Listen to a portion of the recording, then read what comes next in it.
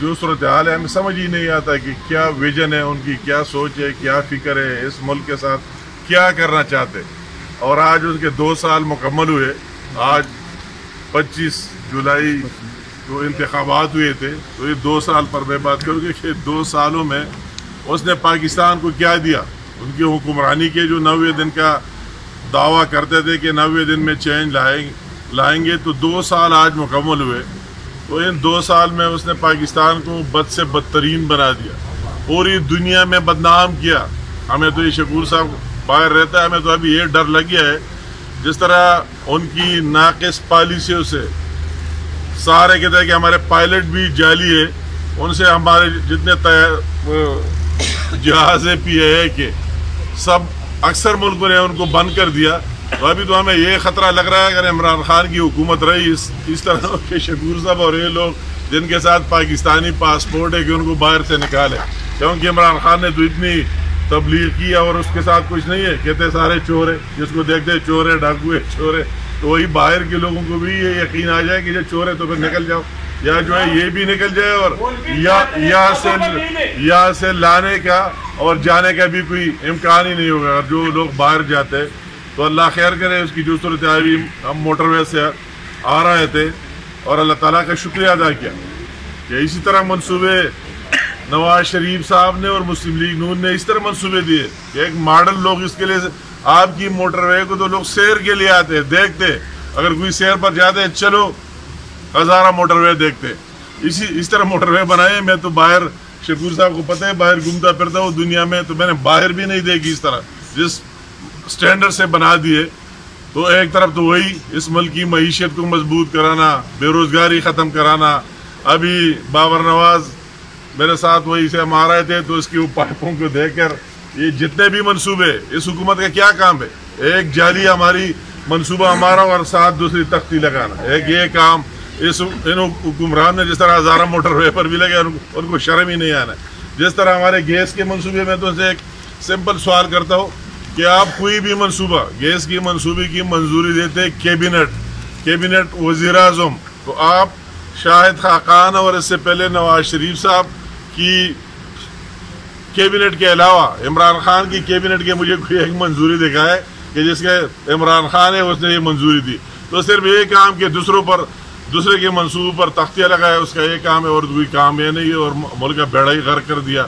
ابھی تو غریب آدمی کا جینا مشکل ہو گیا.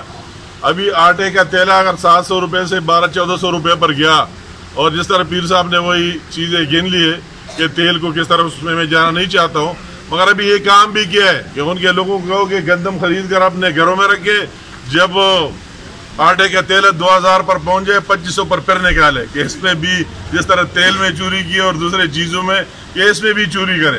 تو اسی طرح چور ڈاکو تو ہم نے دیکھے نہیں تھے جب یہ آئے اور کس طرح چوری کرتے ہیں، کس طرح لوٹ مار کی بازار گرم کی ہوئی ہے. تو مگر میں دیکھتا ہوں کہ ان کے دن ابھی یہ ایشو صرف ہمارا نہیں رہا. ابھی اگر کوئی اگر ادارہ کوئی ہے، یہ میڈیا ہے، دوسرے جتنے ہی ہے، تو سب کی یہ پاکستان چاہیے نا. اگر میں سیاست کرتا ہوں جب پاکستان ہو تو سیاست کروں گا، جب پاکستان ہو تو سیاست کدھر سے آئے گا.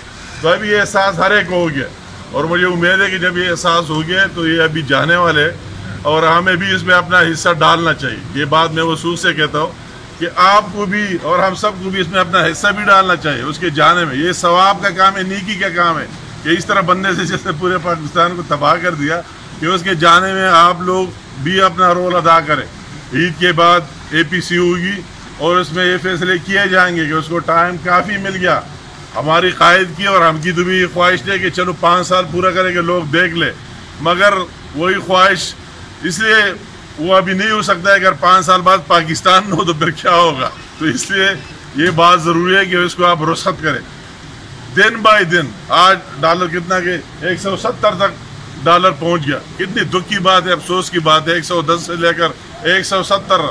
اگر 1 روپے ڈالر بڑھتا ہے تو پاکستان کتنا مقروض ہو جاتا ہے. اگر ایک ڈالر بنتا ہے، ایک روپیہ بڑھتا ہے، تو عمران خان تو پہلے کہتے تھے اگر 1 روپیہ بڑھتا ہے تو کتنے پرائم منسٹر چور ہوتا ہے، فلاں مہنگائی ہوتی ہے تو کتنا چور ہوتا ہے. تو ابھی پتہ نہیں ہے کہ ابھی اس کو آپ نے وہ سارے باتیں یاد ہی نہیں ہے. تو اس کی جانا بھی APC میں انشاءاللہ تعالی یہ فیصلے کیے جائیں گے اور اس کار خیر میں ہم سب اپنا حصہ ڈالیں گے، ٹھیک ٹھاک ڈالیں گے اس کی رخصتی میں، کیونکہ یہ بھی نیکی کا کام ہے، اس میں ڈالنا چاہیے کہ اسے پاکستان کو آزادی مل جائے۔